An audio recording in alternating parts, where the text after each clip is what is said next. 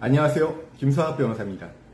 저는 대한변호사협회 공식인증 제주 형사전문변호사이자 제주지방법원 재판부별 국선변호사, 제주지방법원 논스톱 국선변호사를 역임하면서 수많은 성범죄 사건의 변론을 성공적으로 수행해왔으며 현재 다수의 성범죄 사건의 변론을 진행하고 있습니다.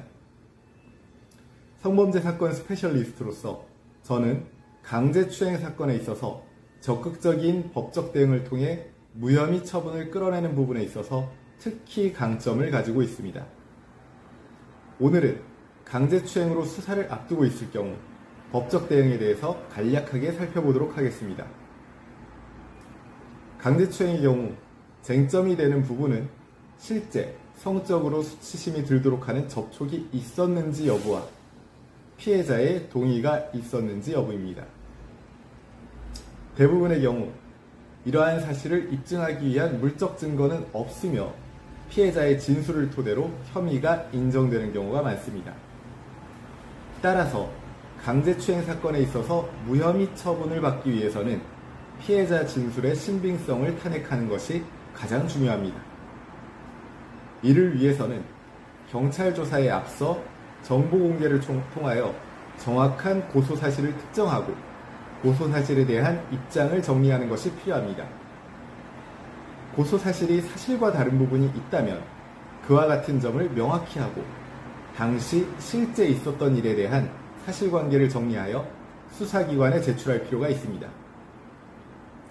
수사기관은 피해자에 대한 조사를 마치고 난 후 피의자에 대한 조사를 진행하게 되는데 피해자의 고소사실과 피의자의 의견서를 종합적으로 고려하여 피의자 조사가 진행되게 됩니다.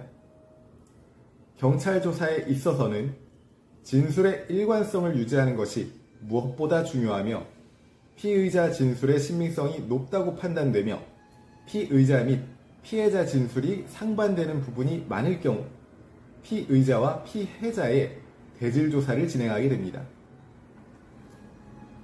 대질조사 등을 통해서도 피의자 진술의 일관성이 유지되며 신빙성이 높은 경우 또한 피해자 진술이 사실과 다름을 적극적으로 주장하는 방법으로 피해자 진술의 신빙성을 탄핵한다면 피해자 진술의 증명력이 약해져 결국 증거불충분에 의한 불송치 결정을 받을 수 있습니다. 제주 형사전문 변호사로서 정리하자면 강제추행 혐의로 수사를 앞두고 있다면 경찰 조사에 앞서 의견서를 제출하고 경찰 조사에 있어서 일관된 의견의 진술이 필요하며 피해자와의 대질 시에 피해자 진술이 사실과 다름을 적극적으로 주장, 입증할 필요가 있음을 반드시 명심하시기 바랍니다. 현재 성범죄 혐의로 수사와 재판을 앞두고 계시다면 언제든지 제주 형사전문 변호사 김성학 법률사무소를 찾아주시면 신속, 정확한 해법을 제시해드리겠습니다. 조금이나마 도움이 되셨으면 합니다. 감히 최고라고 자부할 수는 없지만 여러분의 권리를 지키고 항상 최선의 결과로 만족을 드리는 제주 형사전문 김성학 변호사입니다. 감사합니다.